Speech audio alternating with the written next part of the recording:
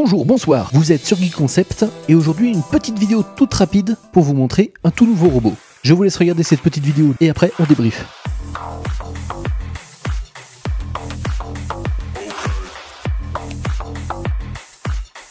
C'est le robot Unitree G1 de la société chinoise Unitree. Ce qui est certainement le plus intéressant dans cette vidéo, c'est le titre de cette vidéo. Unitree G1 Mass Production Version. Un robot conçu pour la production de masse. Donc Unitree annonce un robot au prix de 16 000 $. Ce n'est rien du tout 16 000 $. Hein. On est sur un robot qui semble quand même bien agile, toujours avec des postures un peu flippantes. J'aime beaucoup sa façon super sympathique de s'emparer d'un bâton. Et a priori, donc, il apprend ses mouvements grâce à l'imitation des mouvements humains. Et c'est du machine learning par renforcement. Donc, il simule ses mouvements dans un environnement virtuel. Et ils font plein d'itérations pour apprendre au robot à avoir des mouvements optimaux, quoi. Contrôle, dextérité, manipulation. Alors, il a l'air très sympathique, mais quand je le vois casser des noix, est-ce que ça vous fait pas un peu flipper? Blam! Allez, décapitons une bouteille en verre. Mais bien sûr, avec la main. Alors, je sais pas s'il y a beaucoup d'humains qui savent faire ça, hein. Décapiter une bouteille en verre avec la tranche de la main. Bah, le petit robot, là, 16 000 €, à 16 000 $, il sait le faire. Donc, un robot qui serait capable de faire plusieurs gestes. Comme toujours, là, on est certainement sur soit des mouvements préprogrammés, soit un opérateur humain qui le dirige à distance. Mais comme toujours, ce ne seront que des petits extraits de quelques secondes. Même si c'est des mouvements gérés par IA, ça demande à voir quelles sont les capacités du robot dans un environnement moins bien contrôlé. Voir s'il arrive à effectuer une liste de tâches de façon autonome. Ça, aujourd'hui, ça m'étonnerait encore, hein, grandement. Mais ça viendra certainement très vite.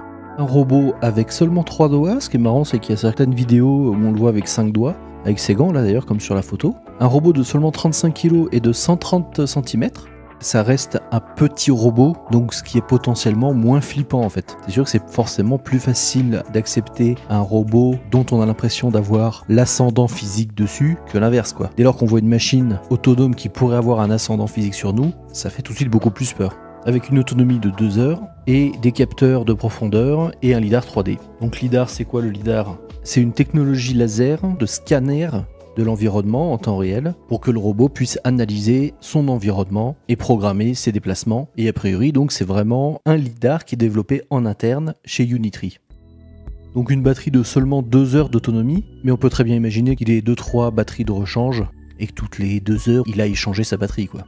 Avec une vitesse de déplacement de 2 mètres par seconde, ce qui est pas super rapide, mais pareil, ça va. Alors a priori, il pourrait supporter que 3 kg par bras. Alors 3 kg, c'est pas énorme, ça sera pas optimisé pour le BTP, mais ça permet quand même de faire la plupart des tâches humaines en fait. Un petit CPU de 8 cœurs, le Wi-Fi et le Bluetooth, et en option il y a le Nvidia Jetson Orin. Alors c'est quoi le Jetson Orin de Nvidia? On parle d'un module pour un processeur spécialisé pour les intelligences artificielles et qui est cadencé à 275 teraflops, donc 275 000 milliards d'opérations par seconde, hein. Ça envoie un petit peu du pâté. GPU de 2048 cœurs les gens. Alors ça c'est une séquence qui est accélérée a priori, hein, parce qu'on parlait de 2 mètres par seconde. Et bien sûr sa capacité de gestion de l'équilibre et de l'imprévu, quoi, hein. C'est sûr que là on est sur une IA vraiment, on est clairement sur une IA qui gère l'équilibre. Et donc on parle bien de deep learning par renforcement et du robot qui a appris ses mouvements en environnement contrôlé, hein, ce qui permet de faire tourner l'IA sur des centaines voire des milliers d'itérations pour apprendre d'elle-même à gérer son équilibre et ses mouvements, quoi. Donc là, on voit le robot qui est entraîné avec un opérateur humain. C'est en temps réel, hein, il n'y a pas d'accélération. Donc c'est vrai que c'est un robot qui a l'air quand même assez réactif. Alors celui-là, c'est pas le G1, hein, c'est une autre version du robot, Unitree H1. Et là, lui, il a bien ses 5 doigts.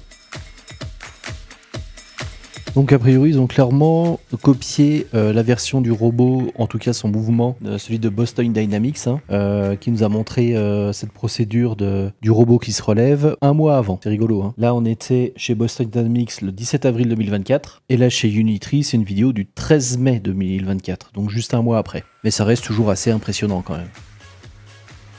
J'aime beaucoup cette façon de pouvoir ranger le robot, ça reste pratique à ranger, quoi. Un robot qui prend finalement pas tant de place que ça, qui est rangeable dans un placard.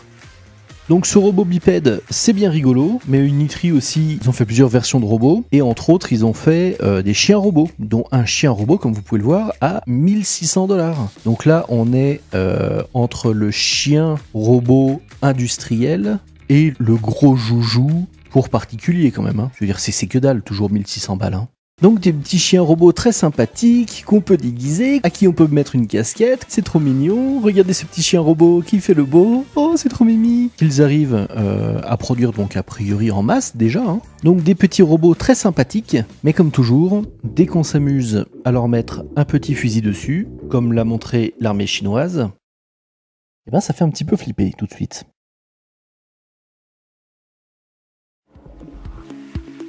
Donc ça c'est une autre version du robot chien de Unitree, robot chien qui a priori est amphibie, capable de supporter des charges quand même relativement lourdes, hein, on parle de 100 kg là. Hein. Alors je sais pas combien de temps peut supporter le robot une charge de 100 kg, surtout au niveau de sa batterie, mais ça reste quand même un petit exploit relativement notable je trouve. Robot toujours équipé de son lidar qui a l'air assez performant et qui semble capable de gérer de façon assez efficace des environnements assez aléatoires, assez accidentés. Ce qui est marrant, c'est que dans leur mode de fonctionnement, chez Unitree, je pense qu'ils ont développé un robot chien qui a développé des capacités d'équilibre assez performantes, comme on vient de le voir. Et ils se sont dit, bah finalement, on pourrait faire un robot bipède. J'ai toujours une sensation très ambivalente face à ce genre de technologie, je trouve ça vraiment génial. Mais quand je vois plein de petits robots comme ça, capables de faire de telles actions, dès lors qu'on va les équiper de fonctions plus autonomes, quand je vois cette vidéo de ce robot qui arrive bien à gérer son équilibre, et qui est assez réactif et qui a l'air relativement résistant, je peux pas m'empêcher de penser à ce vieux nanar des années 2000, putain, qui a déjà bientôt 25 ans ce film, qui est vraiment mauvais d'ailleurs. Planète Rouge, film de 2000, qui arrive difficilement aux 2 étoiles sur 5 sur Allociné. Et dans ce film, il y avait un gentil petit robot, et je vous laisse apprécier le truc. Donc quand on apprécie l'agilité de ce petit robot à 2000 €, on peut facilement faire le lien avec ce film de science-fiction et un robot qui sait attaquer rapidement des points vitaux, les points vitaux d'un humain. Quand on voit la production de masse, sa capacité à se déplacer sur des terrains accidentés, même si on parle de la plus grosse version du robot, quand on voit le coût de ces robots, qu'ils soient humanoïdes ou quadripodes, ça reste des robots beaucoup moins chers qu'un employé humain ou qu'un militaire humain. Donc avec leur capacité de production qui va faire que s'agrandir, c'est pas bien compliqué d'imaginer des armées de robots qui pourront se déplacer plus ou moins furtivement, de nuit, dans le froid et sans peur, pour atteindre et attaquer des objectifs. Imaginez ça équipé d'intelligence artificielle un petit peu plus performante, voire des armées de robots partiellement pilotées à distance. On est déjà dans la science-fiction les amis, et c'est pas la science-fiction la plus heureuse. C'était très sympa dans Star Wars, mais quand ça arrive dans la réalité, c'est plus vraiment la même.